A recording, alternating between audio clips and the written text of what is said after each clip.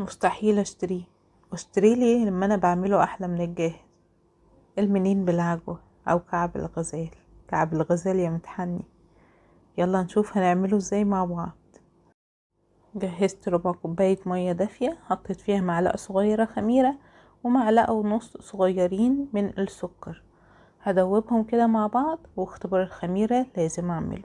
وهنا عندي نص كيلو من الدقيق المنخول، ضفت له نص معلقة صغيرة بيكنج باودر، معلقة ونص كبار سكر، ومعلقة ونص سمسم، ومعلقة ونص لبن باودر، ورشة ملح. قلبت الاول المكونات الجافة مع بعضها، بعد كده نزلت ب200 جرام من السمنة، سمنة عادية خالص بدرجة حرارة المطبخ. بسيت الدقيق بالسمنة زي ما بنبس الكحك بالظبط. بعد كده لقيت الخميرة شغالة تمام، ضفتها وضفت كمان نص كوباية مية. لما بنضيف السوائل مش بنعجن، احنا بس بنلم العجينة بالمية او السائل اللي حطيناه. بفضل استخدام المية عن استخدام اللبن علشان النتيجة بتكون افضل.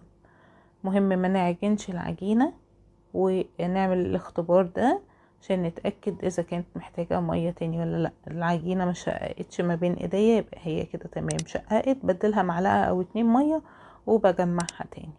جهزت بقى العجوة، وطبعا هنسيب العجينة في مكان دافي تختمر. وجهزت هنا عندي العجوة، نص كيلو من العجوة. طريتها بمعلقتين من السمنة وبفردها بالشكل اللي حضراتكم شايفينه ده، وبشيل الزوايد بتاعتها. وكنت مقسمة العجوة على 3، والعجينة برضو نفس الحكاية. هجمعها كده وهبدأ ان انا اسويها شوية واقسمها برضو على 3. هاخد اول كورة كده وهبدأ ان انا اسويها ما بين ايديا، وطبعا باقي العجين بكون مغطياه.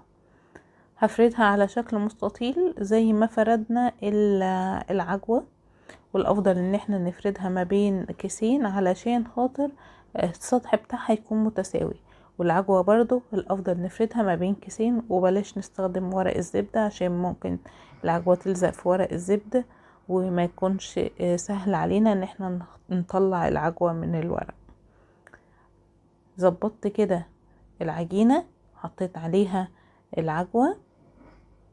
هشيل بقى الزيادات بتاعة العجين. وبالمناسبة العجوة واحنا بنعجنها يفضل ان احنا ما نحطهاش على النار الا لو كانت جامدة قوي، يعني ممكن ندفيها بقى شوية. وممكن طبعا نضيف لها سمسم او حبهان، بيبقى حلو قوي. حبهان باودر طبعا، او كمان قرفة تبقى تحفة. لفيت بقى الرول بتاعي بالشكل اللي حضراتكم شايفينه كده عن طريق الكيس برضو عشان يبقى سهل عليا ان انا الف رول.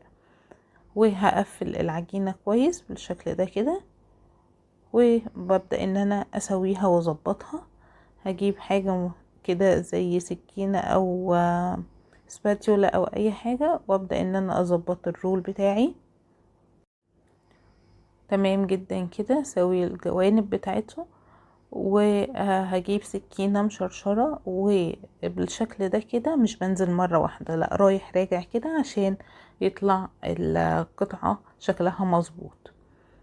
وطبعا الافضل نستخدم سكينة مشرشرة مش سكينة عادية. هنا عندي بقى نقطة مية كده نزلت عليها برشة صغيرة من القهوة سريعة الذوبان، وكمان رشة من الفانيليا وبيضة.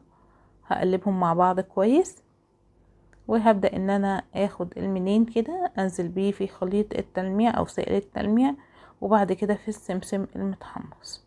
انا مش بحمص السمسم قوي عشان ما يفقدش جزء كبير من الزيوت بتاعته.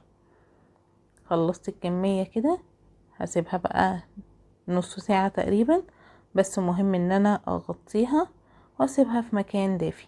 بالنسبة للفرن بشغله على درجة حرارة 180، وبدخل الصاج او الصينية رف اوسط، بسيبه براحته خالص لحد ما ياخد لون من الارضية بالشكل اللي حضراتكم شايفينه.